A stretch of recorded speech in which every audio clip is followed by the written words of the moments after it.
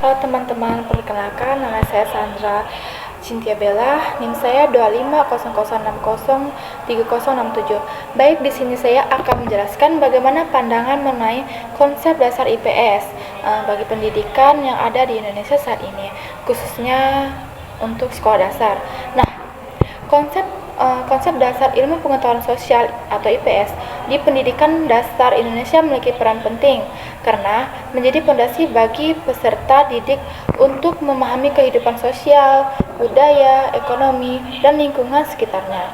Nah, berikut pandangan saya mengenai konsep dasar IPS dan penerapannya di sekolah dasar saat ini, yaitu pertama, hakikat konsep dasar IPS di SD.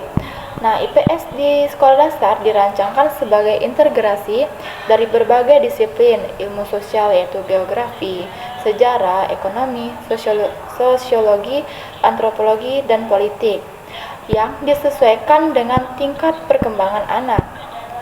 Fokusnya bukan pada hafalan konsep ilmiah, tetapi pada pemahaman kontekstual tentang kehidupan nyata bermasyarakat. Nah, tujuannya agar siswa memahami lingkungan sosial dan budaya di sekitar lingkungan mereka dan mengembangkan kepedulian sosial, rasa kebangsaan, dan tanggung jawab sebagai warga negara. Nah, namun mampu berpikir kritis dan mengambil keputusan dalam kehidupan sehari-harinya. Dan yang kedua, kelebihan dalam penerapan saat ini.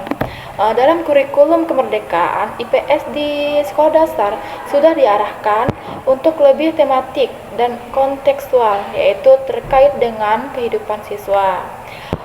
Menekankan profil pelajaran Pancasila seperti gotong royong, kemandirian, dan kebinekaan global. Mendorong pembelajaran berbasis proyek, yaitu project based learning, yang membutuhkan kepedulian sosial dan lingkungan.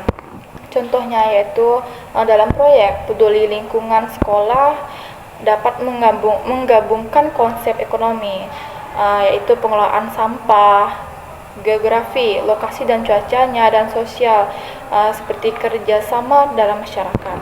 Nah, yang ketiga, tantangan di lapangan, namun masih ada beberapa tantangan, yaitu pendekatan masih cenderung teoritis. Banyak guru yang belum beralih ke model pembelajaran aktif dan kontekstual. Sumber pembelajaran terbatas dan kurang variatif, seperti tergantung pada buku teks gitu kan. Evaluasi masih berfokus pada hasil akhir, bukan pada proses berpikir kritis atau sikap sosialnya. Terus yang keempat, pandangan ke depannya.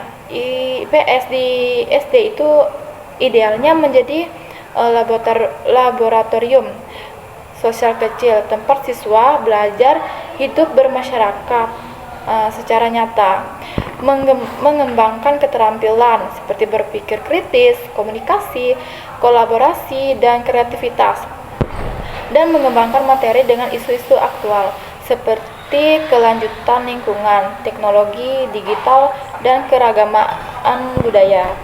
Nah, ini penjelasan yang dapat saya jelaskan dan mengenai tentang konsep dasar IPS bagi pendidikan yang ada di Indonesia saat ini, khususnya untuk di sekolah dasar.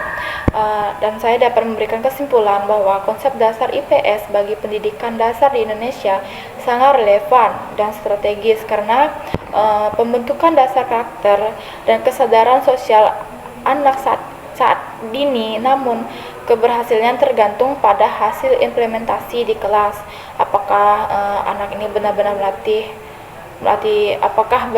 melatih anak berpikir sosial dan bertindak sosial, bukan sekedar menghafal fakta sosialnya. Nah, baik, sekian ini yang dapat saya sampaikan. Terima kasih.